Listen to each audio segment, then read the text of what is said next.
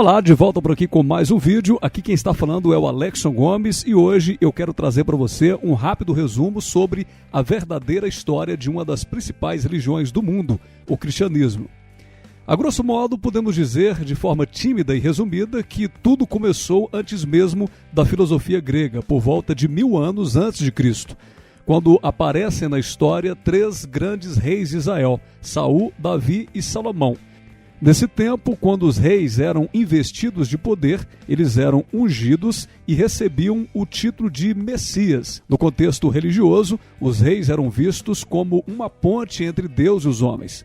Geralmente eram chamados de ungidos de Deus e por meio deles o povo era abençoado ou amaldiçoado. Mas chega um tempo em que o reino de Israel foi dividido em 2, um reino ao norte, Israel, e o outro ao sul, o reino de Judá. No ano de 722 a.C., o reino do norte foi ocupado pelos assírios e perdeu toda a importância política e religiosa. No sul, as coisas não foram melhor. O reino também foi conquistado pelos babilônicos no ano 586 a.C. O templo de Jerusalém foi completamente destruído e uma grande parte do povo foi levada para a Babilônia. Este cativeiro babilônico só terminou no ano de 539 a.C. Os judeus perguntavam-se por que é que o reino de Davi fora destruído e por que é que desgraças após desgraças se abatiam sobre o povo. As coisas foram de mal a pior até que os profetas começaram a anunciar a vinda de um profeta da casa de Davi, um novo Messias. Este viria para redimir o povo e restituir a Israel a sua grandeza e anunciar um novo reino. No início, tudo tinha um significado político. O Redentor era visto como uma espécie de libertador nacional que apareceria para pôr fim aos sofrimentos dos judeus que viviam então sob o domínio dos romanos. O tempo passou e 200 anos antes do nascimento de Cristo, outros profetas já haviam anunciado por todo o mundo helenístico que o Messias seria o Redentor de todo o mundo. E aí aparece Jesus, não como um príncipe montado num cavalo branco de guerra, mas de origem humilde, homem simples. Muitos homens no tempo de Jesus esperavam um Messias que havia de restabelecer o reino de Deus com grande poder e esplendor.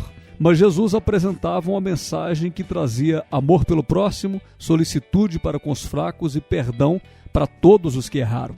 O seu público não era seleto, ao contrário, ele estava cercado de gente de reputação duvidosa, ao ponto de levar a injusta fama de beberrão, comilão e amigo de prostitutas e pecadores. Os homens esperavam uma espécie de líder militar que proclamasse a tomada do reino, se possível, com armas. Mas chega Jesus, de túnica e sandálias, e explica que nós devemos amar o nosso próximo como a nós mesmos, e mais do que isso, que nós devemos amar até os nossos próprios inimigos. Nas suas pregações, ele anunciava a redenção aos homens, falava de um reino que não tinha aspectos políticos, como muitos esperavam. Era um reino que não vinha com visível aparência, mas estava acessível a todos que crescem. Ao contrário do que muitos acreditam até os dias de hoje, Cristo não veio fundar mais uma religião, com regras, liturgias, templos. Ele veio trazer um novo modelo de vida, uma nova consciência, oferecer ao mundo uma reconexão com o Pai. Dizer abertamente as coisas que ele dizia era perigoso e não demorou muito para que os escribas fariseus se levantassem protestos contra ele e o final, como sabemos, foi execução. Algum tempo depois surge Paulo de Tarso, que se converte à fé cristã e se dispõe a anunciar a boa notícia pelo mundo, chamando a atenção de todos para o fato de que a busca por Deus não está nos templos, mas dentro de cada homem. Algumas décadas depois da morte de Cristo, já havia comunidades cristãs em todas as cidades gregas e romanas mais importantes, Atenas, Roma, Alexandria, Éfeso, Corinto. Entre 3 e 4 séculos depois, todo o mundo greco-romano estava cristianizado. O cristianismo era mais do que uma seita judaica. Ele se voltava para toda a humanidade através de uma mensagem universal de redenção.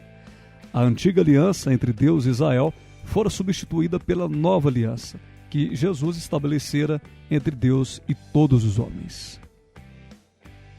E assim a gente termina o vídeo de hoje. Vou te pedir que não se esqueça de deixar o seu comentário, o seu like e se inscrever nesse canal. A gente está postando agora vídeos semanalmente. Aquele abraço e até o próximo.